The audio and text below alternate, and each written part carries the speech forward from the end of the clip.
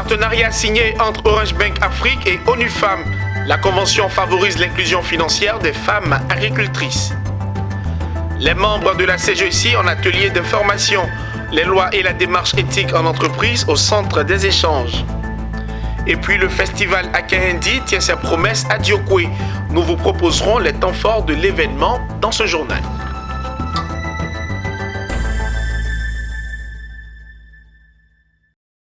Voici pour le sommaire. Bienvenue, mesdames et messieurs.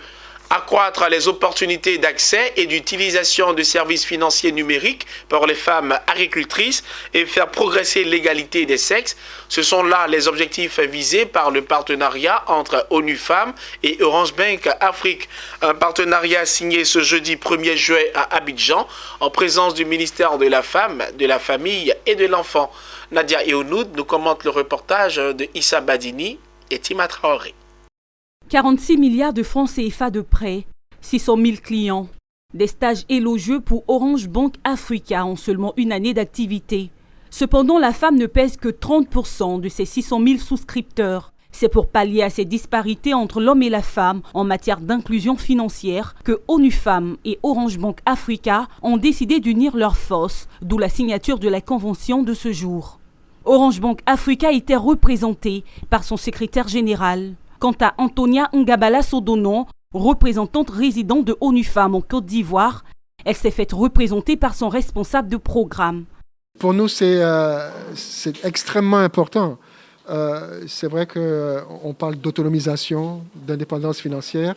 C'est en droite ligne avec notre ADN. Notre ADN, c'est la recherche, la contribution à l'inclusion financière. Donc nous avons une opportunité, ONU Femmes nous donne une opportunité que nous souhaitons saisir à pleines dents, pour utiliser une expression, et pouvoir contribuer véritablement à l'autonomisation, à l'indépendance financière, à l'inclusion financière des femmes. Et il s'agit de faire en sorte que les femmes basculent dans ce que nous appelons l'entrepreneuriat innovant. Et l'innovation, c'est aussi les services mobiles, donc les services financiers mobiles sont pour nous une opportunité pour les femmes parce que nous réglons en même temps le problème d'accessibilité, mais nous réglons en même temps le problème d'instantanéité, ça a été dit tout à l'heure, mais nous réglons suffisamment le problème, nous réduisons la fracture et les écarts qui existent déjà entre les hommes et les femmes en termes d'accès au financement. Nous nous réjouissons encore plus parce qu'aujourd'hui, c'est le secteur privé qui se joint aux Nations Unies pour accompagner la Côte d'Ivoire dans la réalisation de ce mandat qui est le sien, qui est d'assurer l'égalité des sexes et l'autonomisation de la femme. Présente en Côte d'Ivoire en 2020, Orange Bank Africa a dans sa ligne de mire le Burkina Faso, le Mali et le Sénégal. Elle est une filiale du groupe Orange. Ces prêts, compris entre 5 000 et 100 000 francs CFA, visent à rendre effective l'inclusion financière sous toutes ses formes. L'Institut africain pour le développement économique et social INADES Formation a récemment organisé un atelier sur la promotion de bonnes pratiques pour lutter contre le changement climatique. Il s'agissait pour INADES Formation de présenter au ministère, aux partenaires techniques et financiers, des expériences déjà réalisées par des populations africaines qui ont permis justement de freiner les effets néfastes du changement climatique sur l'environnement. Le compte-rendu de Walter Kofi et Ismaël Doza. Après 2 ans de travaux d'observation et de collecte des bonnes pratiques en réponse aux effets pervers du changement climatique, l'Institut africain pour le développement économique et social, INADES Formation, présente ses résultats. Sur une 50aine d'expériences enregistrées dans près de 12 pays africains, quelques-unes ont été présentées aux partenaires techniques et financiers et au ministère ivoirien. Parmi ces initiatives, on retrouve des programmes de sensibilisation et de formation aux techniques agricoles, des systèmes d'irrigation à énergie solaire pour les cultures et des moyens de se prémunir contre les inondations. L'objectif pour l'INADES est d'attirer les regards des partenaires financiers sur ces expériences. Pour nous, il est essentiel de mettre à échelle ces expériences-là qui ne sont pas suffisamment connues des acteurs que nous sommes. Est-ce que vous voyez? Donc du coup, l'esprit ici, c'est de faire en sorte que les partenaires apportent des contributions financières pour faire en sorte que ces expériences-là puissent être démultipliées. Les organisations, institutions financières et ministères présents à cet atelier ont pu s'imprégner du savoir-faire des différentes communautés en matière de résilience. Des initiatives locales dont la plupart sont innovantes et qui pourraient faire objet de riposte nationale contre les phénomènes comme les sécheresses et les cyclones. Elle nous montre clairement le comportement, l'attitude des populations, comment elles s'organisent pour pouvoir faire face à l'avancée, donc à la désertification. L'Institut africain pour le développement économique et social INADES Formation est une organisation à but non lucratif. Elle est basée dans 10 pays de l'Afrique, dont la Côte d'Ivoire. Son but est de travailler à la transformation des sociétés autour de certaines thématiques comme la gestion du havre des ressources naturelles et le changement climatique. Les lois et la démarche éthique en entreprise, c'est le thème de l'atelier d'information et de sensibilisation organisé par la Commission Gouvernance éthique et RSE de la Confédération générale des entreprises de Côte d'Ivoire. Cet atelier a eu lieu au siège du patronat ivoirien et avait pour objectif de présenter le contenu des lois et des démarches éthiques pour la bonne marche des entreprises. Le compte-rendu de Pierre Tebeu. Depuis fin avril 2021, la coupure du courant a fortement perturbé le secteur privé avec comme conséquence la baisse des activités. Il est confronté aujourd'hui à la baisse de son chiffre d'affaires, à la croissance de ses charges, à la perte et à la résiliation de certains contrats à l'export et à la menace de licenciement sur les employés. Par ailleurs, on constate la hausse des prix des matières premières sur le marché local. C'est pourquoi il faut anticiper et c'est la raison de cette rencontre de la compagnie avec les chefs d'entreprise du secteur privé. L'intérêt de cette présentation, c'est de sensibiliser et informer les entreprises sur toutes ces dispositions parce que le non-respect des lois entraîne des amendes, des pénalités et même des emprisonnements. Et de l'autre côté, en matière de normes, c'est des instruments qui vont venir aider au développement de l'entreprise, aider à rendre une entreprise efficace. Une coupure qui appelle à se questionner sur la fin de cette crise de fourniture de l'énergie. Le patronat s'interroge. Ce séminaire que nous venons d'animer a permis, n'est-ce pas, d'éclairer donc l'auditoire sur les modus operandi de l'éthique en entreprise, c'est-à-dire la mise en place, le pilotage et l'évaluation. Cela a été très important et je crois qu'ils ont pu comprendre. Un plan de relance s'impose et la compagnie d'électricité en est consciente pour maintenir la Côte d'Ivoire sur le chemin de la croissance de ses entreprises. Cette rencontre a été initiée pour permettre au secteur privé de réfléchir sur des opportunités qui s'offrent à lui. J'ai énormément appris de cet atelier parce que la question d'éthique est très importante, que ce soit pour la vie de tous les jours ou pour les entreprises que nous dirigeons. Donc j'ai énormément appris, notamment concernant la définition même de la notion d'éthique et puis les mécanismes de mise en place d'un comité d'éthique en entreprise et les avantages que justement la prise en compte des questions d'éthique peut avoir pour une entreprise. Au cours de cet atelier, j'ai appris ce que c'est que faire la différence entre l'éthique et la déontologie. Et puis, il y a beaucoup de concepts et puis beaucoup de normes que je viens de connaître aujourd'hui. À travers cette rencontre, en collaboration avec le comité de veille, le patronat prend acte du contexte de vulnérabilité des entreprises et cherche des solutions pérennes. Du 1er au 5 septembre 2021 se tiendra dans la commune de Treichville, plus précisément à l'espace Canal au Bois, la 3e édition du Visa. L'événement se veut une grande foire commerciale dédiée aux soldes et à la promotion des articles et services en Côte d'Ivoire. Les organisateurs du Visa étaient récemment face à la presse pour l'annonce de cette messe commerciale suspendue l'année dernière du fait de la Covid-19. Zeynab Dosso. Le voici enfin de retour. Le village des soldes d'Abidjan. Du 1er au 5 septembre 2021 se tiendra à l'espace Canal au Bois, le Visa, village des soldes d'Abidjan. Suspendu l'année dernière du fait de la survenance de la Covid-19, La plus grande foire commerciale dédiée aux soldes et à la promotion des articles et services en Côte d'Ivoire a été annoncée ce mercredi. Cette foire, selon les organisateurs dont Aïssam El Assad, commissaire général du Visa, est la réponse à la cherté de la vie. Elle permettra aux consommateurs et aux entreprises de faire des achats avec un abattage des prix allant de 20 à 80% de réduction. Le Visa, c'est la plus grande foire commerciale exclusivement dédiée aux soldes et aux promotions de tous les articles et services vendus sur le territoire ivoirien. Des articles et des services à coût très réduit, allant de 20 jusqu'à 80% de réduction sur tout. Donc pendant la période des soldes, nous allons tout faire pour que les entreprises sortent de leur magasin, sortent de leur environnement quotidien et se retrouvent réunis sur le même espace pour offrir le meilleur à des prix très réduits à la population ivoirienne, aux consommateurs qui en ont vraiment besoin parce qu'il ne faut pas se voiler la face, la vie est devenue trop chère. Pour Chantal Kouassi, professionnelle de l'événement et de la logistique, co-organisatrice du Visa 2021, cette troisième édition est celle de la maturité et donc portera tous ses fruits aux populations ivoiriennes. Il était important, par rapport à la problématique importante de la cherté de la vie, d'apporter notre contribution. Et nous avons voulu accompagner l'événement. Ce n'est plus un projet parce que c'est la troisième édition, une édition de maturité pour offrir aux populations des produits promotionnels pendant la période de solde décrétée par le gouvernement ivoirien à des coûts accessibles.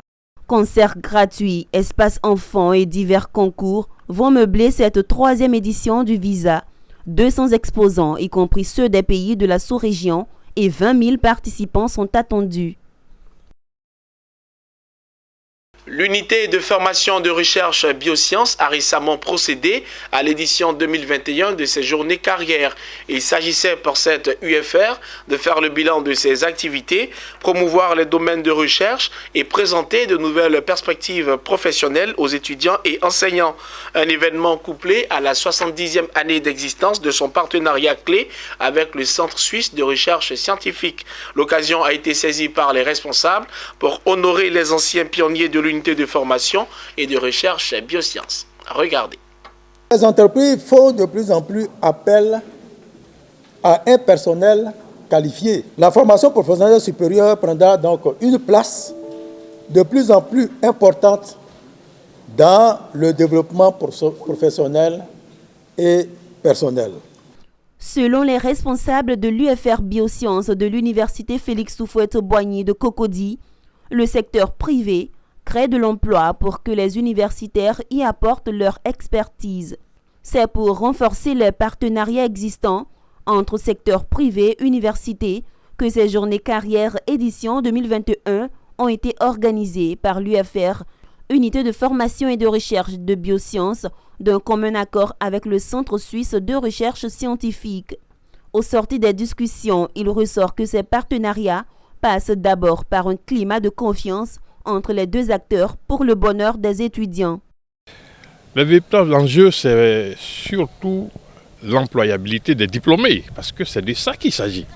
Vous formez des diplômés, il faut qu'ils puissent s'insérer dans la société. Les partenariats que nous avons ne permettent pas véritablement les insertions. On a véritablement besoin d'un partenariat université-secteur privé. Et on espère ainsi susciter de nouvelles vocations, voire des ambitions. Parce que beaucoup de gens issus de la collaboration, j'allais dire, entre le Centre suisse et l'UFR Biosciences font des carrières remarquables dans ces différents secteurs. Les journées carrières de l'UFR Biosciences étaient le lieu pour le Centre suisse de recherche scientifique de célébrer ses 70 ans d'existence au service du développement durable. Selon le directeur général, le bilan de leurs actions menées est positif. Autre fait marquant, un hommage rendu aux pionniers en biosciences en Côte d'Ivoire. Les journées carrières de l'UFR Biosciences marquent l'ouverture d'une plateforme pour poursuivre les discussions entre partenaires secteur public-privé et l'UFR Biosciences de l'Université Félix Houphouët-Boigny. Elisabeth Aimé Eounou Atobra, c'est le nom du nouveau gouverneur du Lions Club du district 403 A2. Plébiscité premier vice-gouverneur à Abidjan il y a quelques mois, Elisabeth Atobra a été consacrée gouverneur le 15 mai dernier avec 99% des suffrages exprimés. Avec le vent de renouvellement des instances dirigeantes du Lions Club International, elle a pris fonction ce jeudi 1er juillet pour un mandat d'1 an. Le compte-rendu de Mon Désir Nascimento. Installation complète et totale. Une première fois, une seconde fois, une troisième fois et une quatrième fois. Elle s'assoit, on fait asseoir. Tel qu'au royaume Sanvida Boisseau en Côte d'Ivoire, Elisabeth Aimé Eounou Atobra a été récemment installée gouverneur Lyon pour le district 403 A2. Ce district regroupe tous les clubs services de la Sierra Leone, du Libéria, du Togo et de la Côte d'Ivoire. Plébiscité premier vice-gouverneur à Abidjan il y a quelques mois, Elisabeth Atobra a été consacrée gouverneur le 15 mai 2021 avec 99% des suffrages exprimés. Du district 403 A2. Pour conduire les Lions de la Côte d'Ivoire. Conformément au test du Lions Club International, elle a pris à partir de ce 1er juillet 2021 le commandement du district 403 A2 pour un mandat d'1 an. Son ambition est claire, porter l'association au firmament des causes prioritaires du lyonisme. Les 4 éléments de la vie que sont l'air, l'eau que vous voyez sur le fanion, l'eau, le feu et la terre, en plus des 17 objectifs pour un développement durable. Ceci pour rappeler que le Lions Club, depuis sa création, œuvre pour l'atteinte de la plupart de ses objectifs, que sont entre autres l'éradication de la faim, une bonne santé, une éducation de qualité. C'est dans ce programme ambitieux que je voudrais m'inscrire et en faire la promotion. Après son message d'engagement, elle a présenté son bureau. De vaillantes femmes et de braves hommes qui devront l'accompagner durant ce mandat pour répondre aux sollicitations des plus démunis. Au rang de ces hommes, le deuxième vice-gouverneur Daniel Sampa. Il est bon de rappeler qu'au cours de cette cérémonie, le gouverneur sortant, Losoué Mandjibom, a adressé ses vives félicitations et ses vœux de réussite au nouveau gouverneur dont le règne est placé sous le nom de Nana Abia II. Les membres de la mutuelle des agents de la CNPS étaient récemment en assemblée générale ordinaire à Yamoussoukro, capitale politique de la Côte d'Ivoire. Entre autres points abordés, la création d'une mutuelle d'épargne et de crédit et une opération immobilière pour ses adhérents. Walter Kofi, Charles Kwaku. L'Assemblée générale ordinaire des agents de la CNPS a été marquée par le bilan de la gestion de l'exercice 2018-2020. Outre le bilan de la gestion, la création d'une mutuelle d'épargne, de crédit et un projet immobilier ont été portés à la connaissance des mutualistes. La présente Assemblée générale devra se prononcer sur les amendements à apporter au statut et règlement intérieur de la CNPS selon les besoins exprimés par les mutualistes. La mise en œuvre de certains projets, notamment la création d'une mutuelle d'épargne et de crédit, la poursuite des travaux de l'opération immobilière de Brébeau, le renforcement du patrimoine immobilier de la CNPS, la continuité de la mise en œuvre d'une stratégie optimale d'investissement en vue de sécuriser les fonds des mutualistes et d'en accroître le rendement. Sur la question de l'opération immobilière, le directeur général adjoint chargé de l'administration et des finances a invité les mutualistes à assainir leurs finances afin d'être éligibles à ce programme. Mesdames et messieurs, le prochain projet cher à la direction générale est inévitablement la mise en œuvre de son slogan « Un agent, un toit ».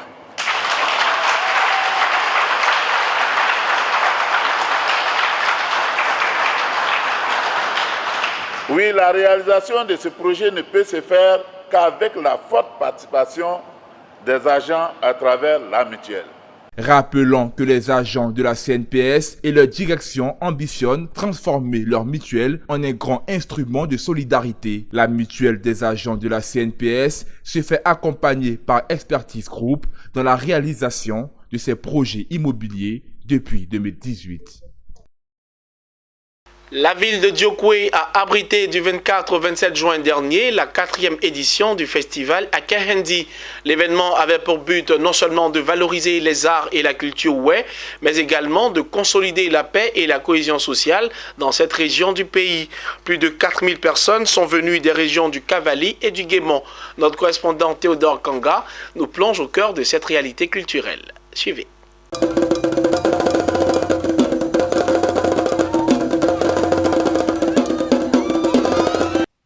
Les masques, encore connus sous l'appellation locale Glaé ou le Glodouin, et les festivaliers sont venus des 8 départements de la région du Guémon et du Cavali.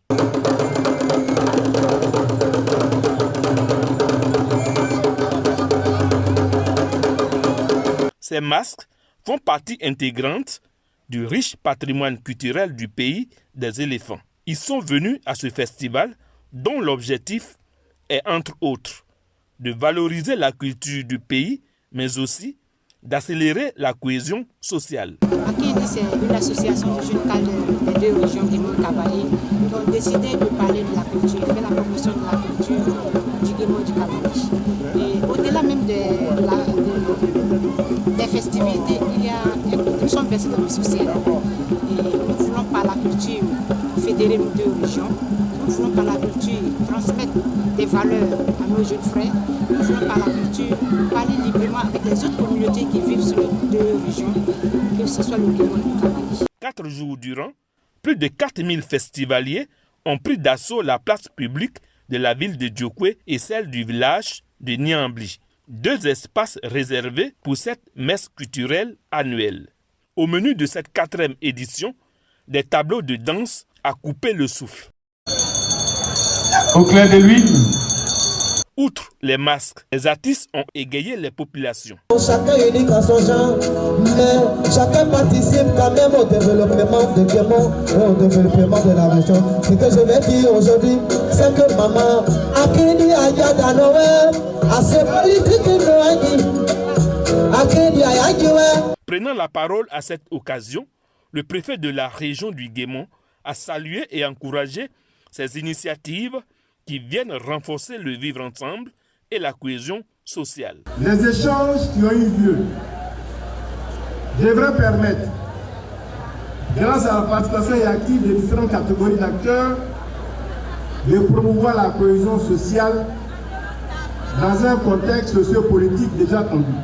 Ici, il est lieu pour nous d'appeler tous les cadres de la région du Guémon et du Cavali à accompagner ce festival parce que c'est une tribune qui permet aux populations de s'exprimer.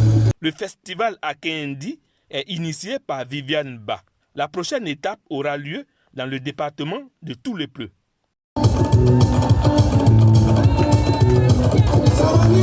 Le fabricant des produits Atoté, médicaments faits à base de plantes naturelles, élargit son réseau de distribution en Côte d'Ivoire. Le docteur Jakarija Ouattara a récemment procédé à l'ouverture de 2 points de vente dans les villes de Divo et de Bouaké. Emmanuel Bonzo. Malgré le succès que connaissent les produits Atoté, son fabricant continue de tisser sa toile de distribution. Le docteur Jakarija Ouattara a ouvert 2 nouveaux points de vente dans les villes de Bouaké et Divo. Il s'agit de rendre plus accessibles ces produits auprès des populations et contribuer ainsi à leur bonne santé. Atoté, il est déjà connu par la population, mais pas toute la population ivoirienne. Jusqu'à présent, il y a une partie de la population qui est là, qui ne pourra pas Atoté. Donc voilà pourquoi on se déplace, pour que tous les citoyens ivoiriens soient au courant du produit. Une bonne santé des produits Atoté qui attise néanmoins de mauvaises convoitises. En effet, la marque Atoté fait l'objet de falsifications pouvant causer d'énormes conséquences sur le bien-être des populations en quête de guérison. Pour cela, son fabricant interpelle et appelle à la vigilance. Ça nous fait 14 ans, nous sommes en Côte d'Ivoire, assis à Kourou. Je demande à les citoyens ivoiriens, le médicament ne m'appartient plus, il appartient à toute l'Afrique et à la Côte d'Ivoire, de m'aider à contrôler les fraudeurs. Une situation qui n'empêche pas M. Ouattara de poursuivre sa mission auprès des amoureux de ces produits. C'est ainsi qu'à travers les artères de la ville de Divo, les agents terrains ont sensibilisé les habitants à adopter ce produit à base de plantes 100% naturelles selon son fabricant. Ce qui m'a poussé à prendre, c'est que nous qui roulons beaucoup sur les motos, les voitures, beaucoup ne nous échappe pas. Donc on a besoin de ces médicaments pour nous ravitailler et avoir... J'ai exigé le projet à côté de me soigner le palais. C'était efficace. Il y a un ami chauffeur d'envoyer. Il faisait attraper de ça. Donc moi je ne croyais pas. Bon, les gens moi je ne crois pas d'habitude. Mais dès qu'il y a plus d'avoir... De jour comme de nuit, Atoté a arpenté les rues et ruelles de la capitale du Lodjibois, Divo. Via des animations avec des artistes, c'est une promotion active et de proximité qui a été menée dans cette ville. Ce journal a été préparé par l'ensemble de la rédaction. Merci de l'avoir suivi. Très bonne suite de programme sur Business 24 Africa.